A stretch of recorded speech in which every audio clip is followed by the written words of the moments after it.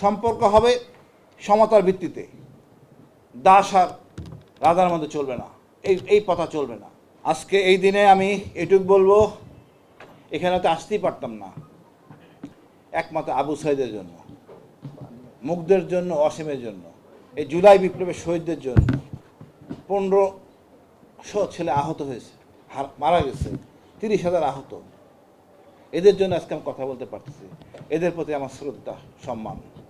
একই সাথে 71-এর সকল শহীদের প্রতি আমার শ্রদ্ধা, কারো চেয়ে কোনোটা কম না। আমার এক ভাই বললেন শেখ মুজিবের সময় 70,000 মারা গেছে, তো 15 আগস্টকে আমি বাদ দিব না, তাকেও সম্মান করব।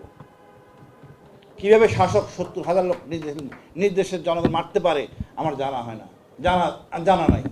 সব কটাই মুক্তিযোদ্ধা। আপনি যেরকম কর্ম করবেন সেরকম ফল পাবেন, এটাই বাস্তবতা। আমার দেশ স্বাধীন হয়েছে, কিন্তু ভারতের আধিপত্য থেকে বেরিয়ে আসতে পারি নাই। এই কথাটা আমার মনে রাখতে হবে।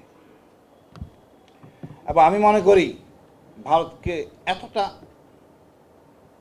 আমলে নেওয়ার কোনো প্রয়োজন নাই। আমার এক জাতির দেশ, পুরো জাতির 99% লোক হলো বাঙালি। এটা কত বড় একটা শক্তি আমরা বুঝি না।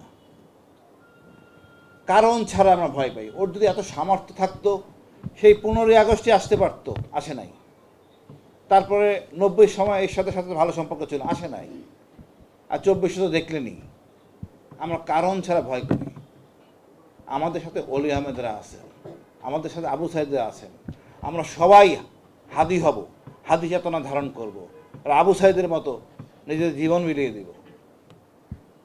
আমি মনে করি এটা খুব গর্বের যে আমরা এই নতুন প্রজন্ম বুঝতে পারছে, এবার আমাদের শেখাচ্ছে ভারত আমাদের শত্রু।